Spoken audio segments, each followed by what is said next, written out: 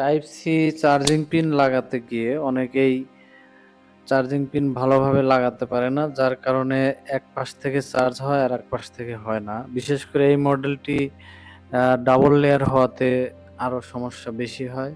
বন্ধুরা দেখে নিন কিভাবে খুব সহজেই এই চার্জিং পিনটা লাগানো যায়। এর জন্য ব্যবহার করতে হবে আমাদের আইসি রিবলিং করার বিজিএ পেস্ট এবং হালকা করে বিজিএ পেস্ট দিয়ে আগে রাংটি সুন্দরভাবে ধরিয়ে নিয়ে তারপরে হালকা হিট দিয়ে চার্জিং পিনটা লাগাই দিলে খুব সুন্দরভাবে এটি লেগে যায় এবং দুই পাশ থেকেই কাজ করে।